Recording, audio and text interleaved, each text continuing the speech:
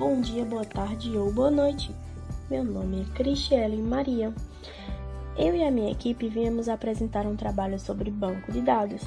Nós viemos pela Universidade Federal Rural de Pernambuco, na Unidade Acadêmica de Serra Talhada. Nosso curso é um bacharelado em Sistemas de Informação. Somos orientados pelo professor Celso Bernardi. Nossa equipe é composta por essa que vos fala, Cristiele Maria Silva de Mello, José Vitor Freitas Nunes e Vitor Douglas Lira de Moraes. Estamos gravando esse vídeo para a disciplina de projeto de banco de dados. Quem vai iniciar o nosso seminário de hoje, como dito inicialmente, banco de dados ativos, é o aluno Vitor Douglas Lira de Moraes. Olá, meu nome é Vitor Douglas Lira de Moraes e eu estarei falando um pouco sobre bancos de dados ativos, suas regras e gatilhos. Existem vários tipos de banco de dados, sendo 3 deles: banco de dados passivo, banco de dados dedutivo e banco de dados ativo. Banco de dados passivo. O banco de dados é passivo quando não oferece suporte para o gerenciamento automático em resposta a estímulos externos. Banco de dados dedutivo. O banco de dados dedutivo fornece um mecanismo para derivar dados que não estão explicitamente armazenados no banco de dados. Eles são mais poderosos e expressivos que as visões, embora mais problemáticos para serem suportados. Banco de dados ativo. Um banco de dados é ativo quando eventos gerados interna ou externamente ao sistema provocam uma resposta do próprio banco de dados, BD, que independem da solicitação do usuário. Neste caso, toma-se ações automaticamente dependendo das condições que foram especificadas sobre o estado do BD. Esta funcionalidade é útil para implementar várias funções do próprio banco de dados ou mesmo estendê-las. A partir de um BD passivo, pode-se transformá-lo em um BD ativo.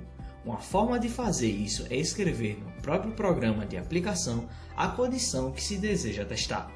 E a outra é avaliar continuamente a condição, ou seja, porém, na primeira forma se tem a desvantagem de que a avaliação da condição é responsabilidade do programador. Na segunda, o problema pode ser a baixa utilização dos recursos, se houver uma excessiva frequência dos testes de condição. Nas pesquisas de banco de dados ativos, BDA, podem ser divididas em 3 categorias. Primeira, a definição de regras ou gatilhos. Segunda, correspondente modelo de execução. E, terceira, a sua otimização.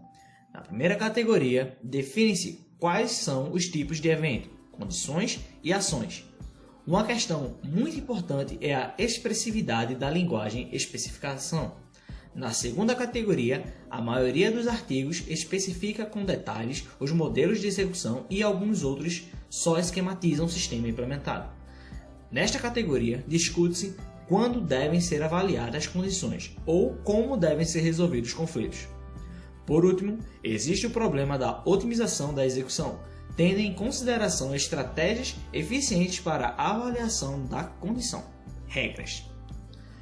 A forma atualmente aceita para considerar um BDA é a adoção de regras de produção ECA, que é dividida em 3 partes: evento, condição, ação. Evento. O evento é indicador da ocorrência de uma determinada situação. Existem basicamente 3 tipos de evento: temporais, definidos pelo usuário, e operações próprias do BD. Condição. Uma condição é um predicado sobre o estado do banco de dados. Condições são comumente implementadas por consultas ou por procedimentos da aplicação. Ação. Uma ação é um conjunto de operações a ser executado quando determinado evento ocorre e a condição associada é avaliada como uma verdadeira. Um evento pode disparar um ou mais regras. As ações típicas são operações de modificação ou consulta, comando do BD ou procedimento de aplicação. Existem 2 aspectos importantes no projeto da linguagem de regra de produção: a sintaxe para criação, modificação e eliminação de regras e a semântica do processamento das regras na execução. Componentes. São 3 os componentes básicos para a obtenção de um sistema ativo: monitoramento de evento, avaliação da condição e execução das ações. Monitoramento de evento é o módulo encarregado de detectar eventos e ativar as regras que dependem deste evento. Avaliação de condição. Depois do evento foi detectado, o avaliador da condição é responsável pela avaliação eficiente das condições.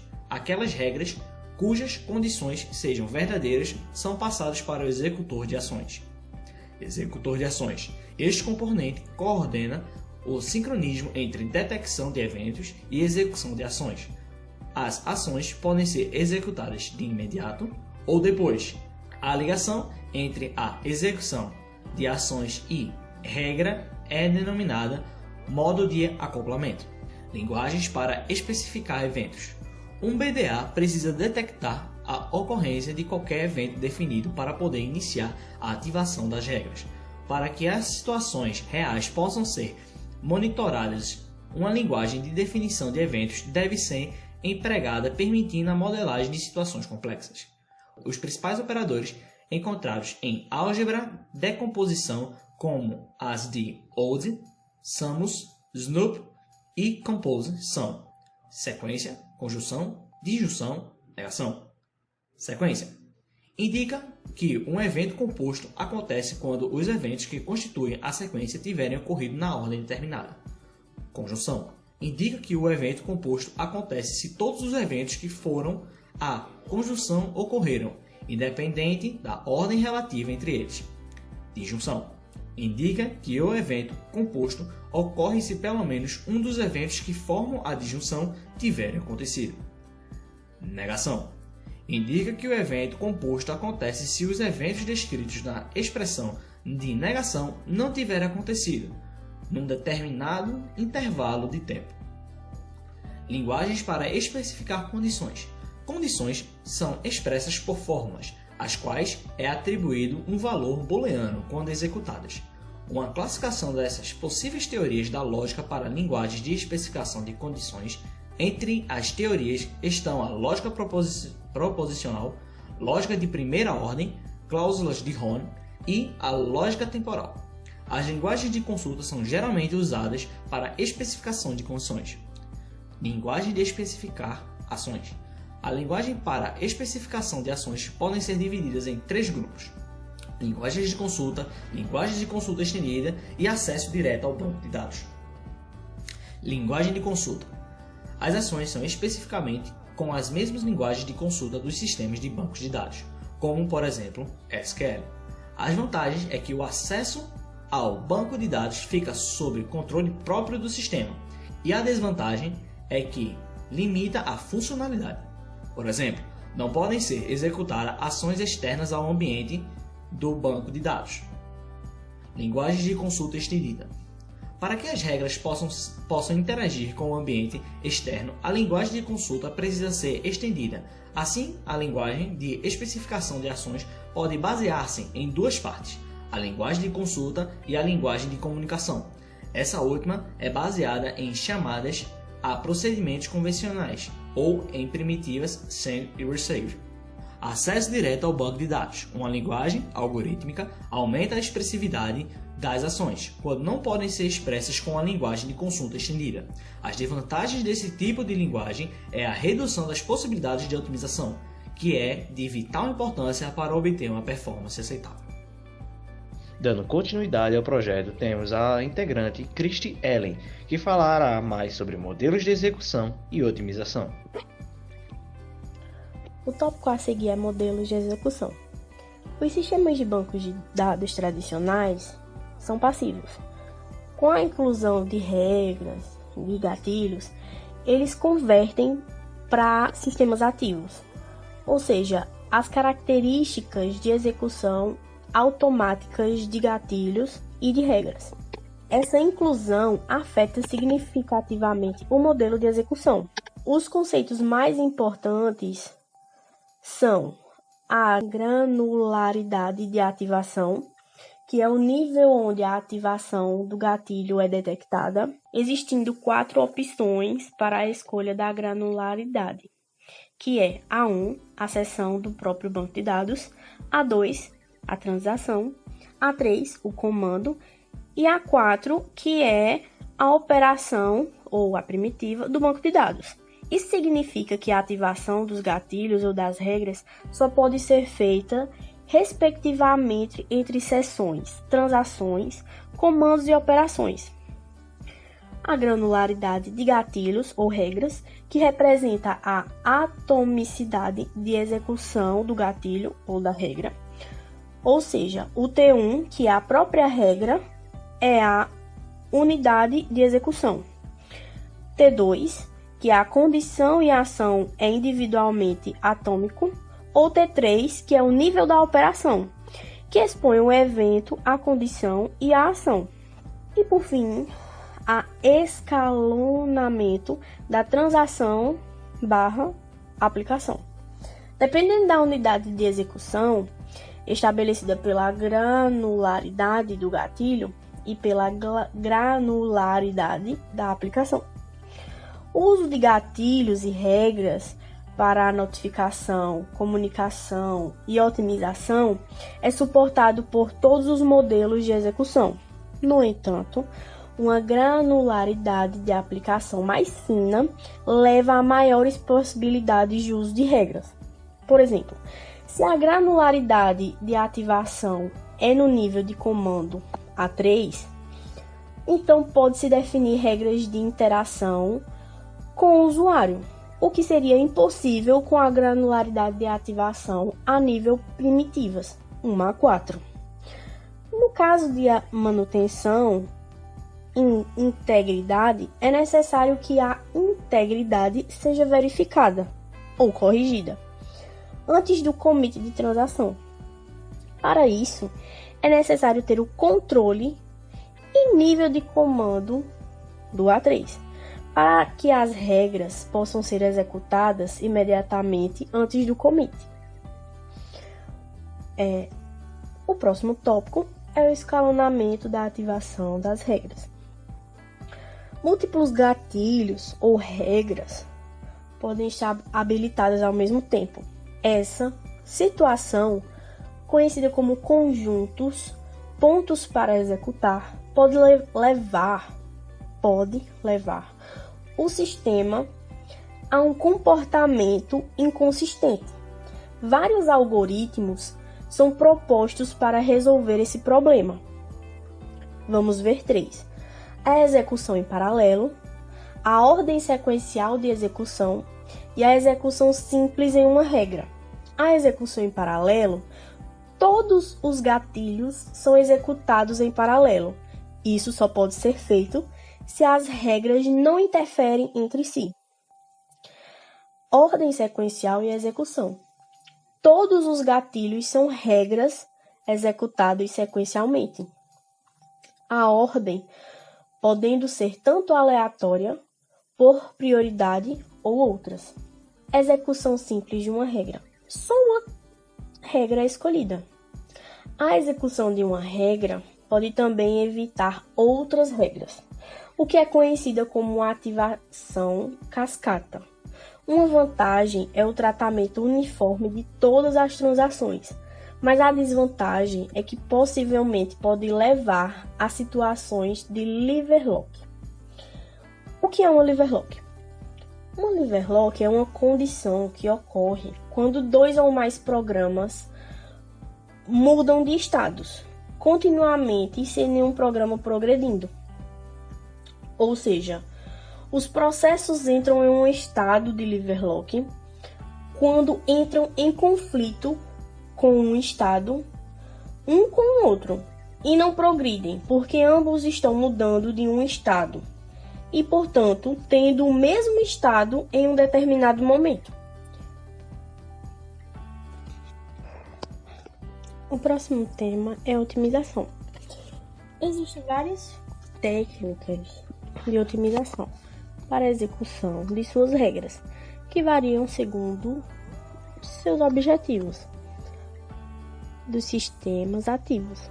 e suas diferentes arquiteturas subjacentes. As principais características dessas estratégias são classificadas em 3 grupos, que vamos ver são a otimização na execução das consultas, a redução na execução de consultas e a otimização no armazenamento. A estratégia da otimização na execução das consultas são as mesmas que a otimização de ordenação de operação usadas nos sistemas de bancos de dados convencionais. Já as estratégias para a redução na execução de consultas são os algoritmos para a redução da quantidade de cálculo, ou seja, ele tem o objetivo de tentar excluir a redundância e as superexpressões comuns e evitar a execução de regras ou gatilhos que não são necessárias. Há 2 estratégias relevantes dentro desse grupo. A primeira é a otimização da avaliação da condição, como por exemplo, a avaliação incremental das condições.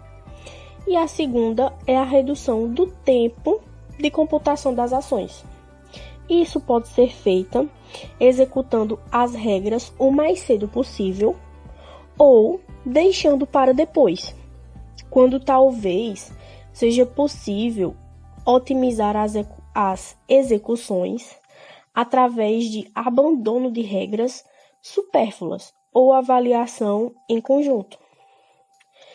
Já as estratégias para a redução na execução de consultas são os algoritmos para a redução da qualidade de cálculo. Ele tem por objetivo tentar excluir códigos redundantes de expressões comuns e evitar as regras ou gatilhos que não são necessárias. Nesse grupo, tem 2 estratégias. A primeira é a avaliação da condição. Como, por exemplo, a gente incrementa as condições. Já a segunda é a redução de tempo de computação das ações, que a gente pode fazer de 2 formas. Ou a gente executa essa regra o mais cedo possível, ou então deixa para depois, quando vai ser possível otimizar essas execuções através do abandono de regras supérfluas ou avaliação em conjunto. Ou seja, já as estratégias para a otimização de armazenamento consistem em estratégias para a otimização no armazenamento de dados e regras. A indexação de dados, nesse caso, é feito tendo em consideração os predicados das regras, reduzindo assim a quantidade de objetos considerados no momento da avaliação da condição. Dando continuidade ao projeto, temos agora o aluno Vitor Freitas, passando alguns exemplos e dando continuidade com a conclusão logo mais. Oi, gente, eu sou o Vitor e eu vou continuar o assunto. Eu vou dar alguns exemplos práticos. Esse GBD que nós utilizamos aqui para a nossa atividade prática é o PostgreSQL. E eu vou mostrar para vocês aqui minha tela. Nós utilizamos um exemplo da aula passada do mini-teste. Deixa eu abrir aqui o diagrama, onde vamos exemplificar o relacionamento entre a entidade pessoa e especialista, onde uma pessoa pode ser um especialista no caso, mas um especialista é uma pessoa, e pode ficar um pouco confuso da ordem que eu estou seguindo, mas é por conta que eu quero mostrar mais funções para vocês no SQL, certo? Por exemplo, eu estou utilizando inicialmente, eu estou criando um especialista, sendo que o especialista é uma pessoa, e eu não tenho pessoa ainda no meu banco de dados. Então, eu estou utilizando o comando create table, que é criar tabela, especialistas, que é o nome da minha tabela de especialista. onde ela terá somente um código, que será um serial, que é uma key que ela é definida automaticamente do tipo numérico. Então o primeiro vai ser 1, o segundo vai ser 2, o terceiro vai ser 3. Será realmente um código. E será a primeira key, que será a referência dessa tabela, certo? E embaixo eu estou fazendo select, select é para que ela apareça aqui onde está meu mouse, todos os dados dessa tabela. Select e os dados que eu quero selecionar de especialista, certo?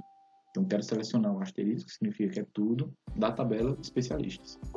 Vamos rodar o código. E ele deu um errinho aqui. Vamos rodar novamente, porque pode ser que seja por conta do create table.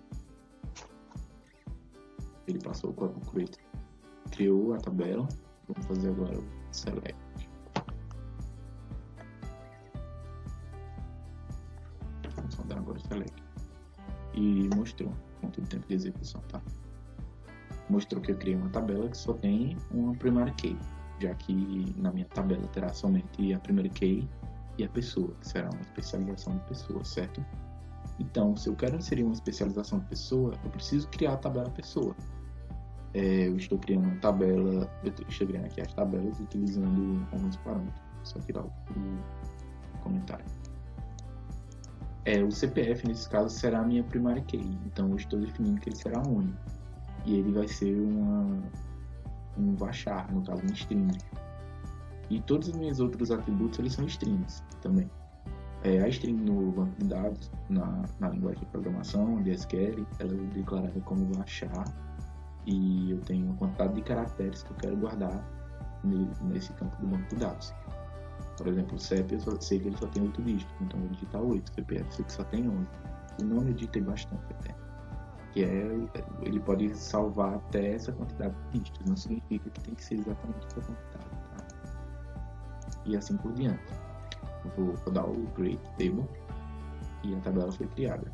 Agora eu vou apagar, que eu já criei um roteirinho para mostrar a vocês, e dessa vez eu vou vincular uma referência da tabela pessoa na minha tabela especialista, onde anteriormente tinha apenas o campo de primary key, que é o campo do código.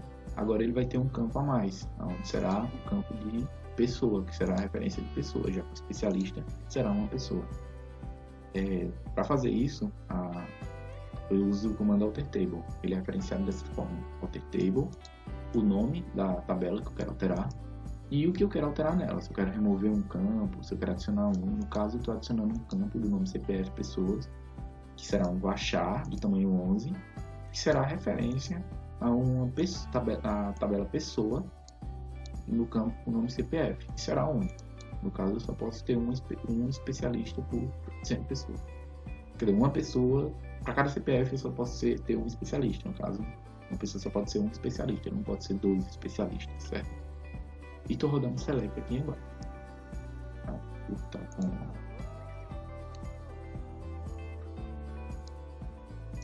só um controle aqui. Vamos rodar agora no select. E vai mostrar que agora eu tenho um campo a mais, tá vendo? CPF pessoa. Então meu alter table funciona. Agora eu vou inserir uma pessoa, mostrar como funciona na inserção de dados. O insert, ele é feito dessa forma. Eu vou digitar insert int e o nome da tabela seria algo como inserir em pessoas. Aí eu vou colocar a ordem de campos que eu estarei instanciando abaixo. No caso, estou colocando todos os campos que eu defini anteriormente na tabela pessoa, certo?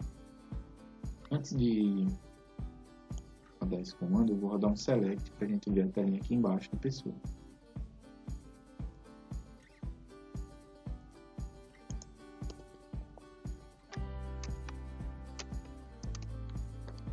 Select asterisco com pessoas.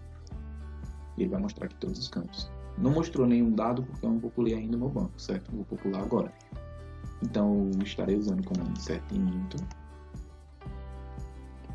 com todos os campos da minha tabela que eu defini anteriormente, certo? CPF, nome, CEP, estado. A ordem que eu estarei inserindo aqui tem que ser a ordem que eu estarei inserindo aqui, certo? Mas eu poderia colocar nome abaixo do CPF, desde que o dado estivesse condizente aqui também. Vou rodar um insert int. Ele disse que foi inserido com sucesso. Vou agora apagar o código para fazer um select. para que possamos verificar se realmente foi inserido. E aqui nós temos a pessoa que nós inserimos, e é o CPF lotado de 1, o nome dele será Zé Paulo da Carroça. E todos os dados que eu coloquei, endereço da lastro, e-mail, telefone, certo? E o nosso próximo exemplo agora vai ser que a gente vai inserir outra pessoa para brincar mais um pouco, certo? Eu vou inserir agora o filho de Zé Paulo da Carroça. Só tirar o comentário. E notem que eu estou inserindo ele com o mesmo e-mail de Zé Paulo da Carroça, para a gente simular uma inserção errada no banco, certo?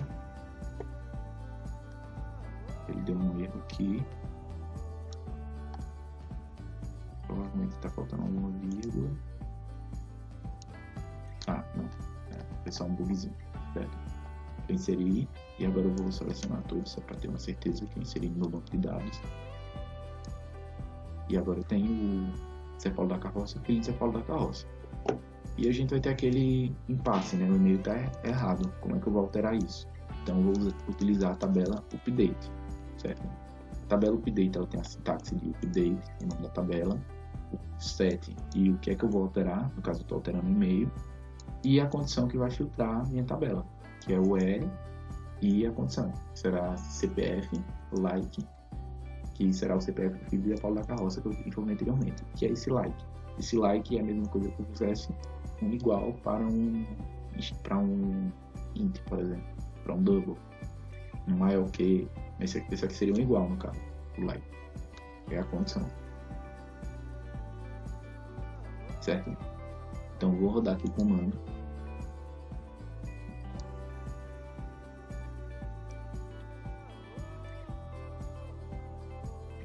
Que ele não funcionou. Ah, já sei. Ele não funcionou por conta da sintaxe aqui. Ele deu que rolou o update. E agora eu vou tirar os comentários do select. E notem que no select eu também posso utilizar essas condições. Select todos from pessoas. Porém eu quero que selecione apenas aqueles que têm um CPF exatamente igual ao 222. Certo? Então, vou fazer aqui, vou rodar esse select. Na função like, eu também posso utilizar eu posso entender ela como que contém, desde que eu use o porcentagem.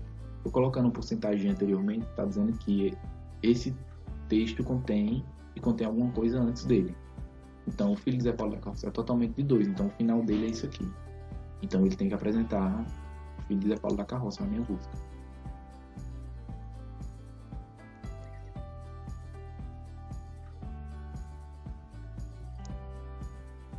Peraí, tem alguma coisinha errada aqui. Sintaxe também. E agora, ele apresentou apenas o filho de Zé Paulo da Carroça.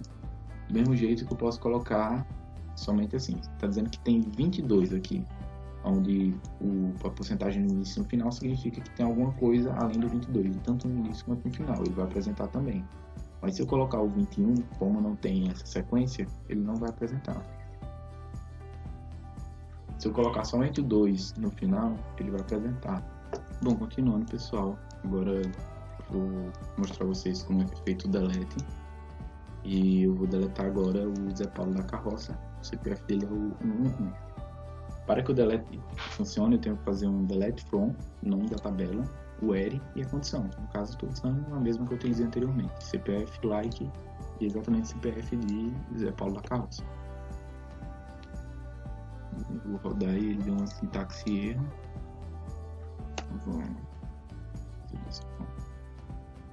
Ele deletou corretamente. E eu vou, para ter certeza que ele foi deletado, vou fazer um select na tabela inteira, na tabela pessoas, certo? E agora ele mostrou apenas o filho de Zé Paulo da Carroça, não temos mais Zé Paulo da Carroça. Tanto que se eu quiser fazer uma consulta com o where, gente, aquelas quebras de linha elas não são obrigatórias, tá? É somente para organização do código. Where, CPF, like. E eu vou colocar o CPF dele, 1, 2, 3, 1, 2, 3, 1, 2, 3, 1, 2. E agora ele não está mais aqui, certo? Já se eu colocar o outro, né? Filho da Paulo da Carroça, 1, 2, 3, 1. vai aparecer, certo? Então, o nosso delete está funcionando.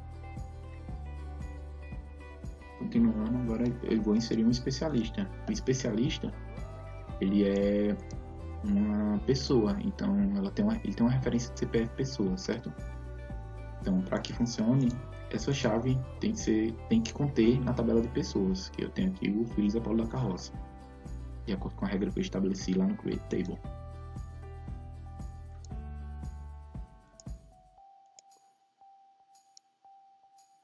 Aqui tá dando... não, por conta dessa vírgula aqui.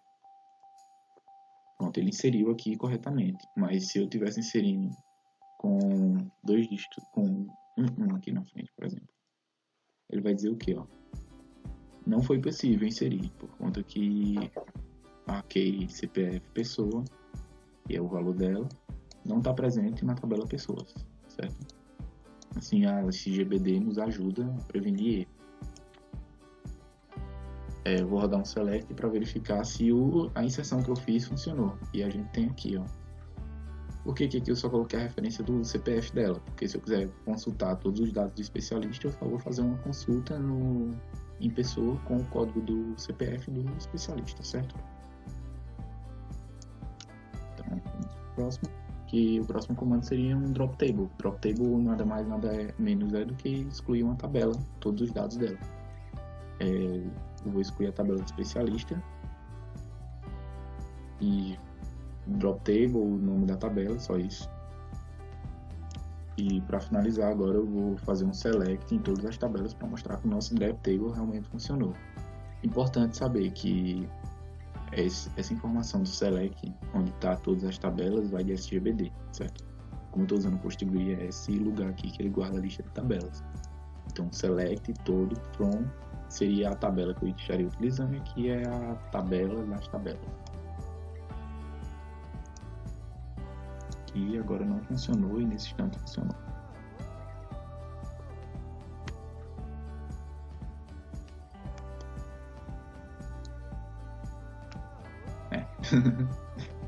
Enfim, aqui está mostrando minha tabela de pessoas, que é tabela pública que eu criei, todas as outras são PG Catalog.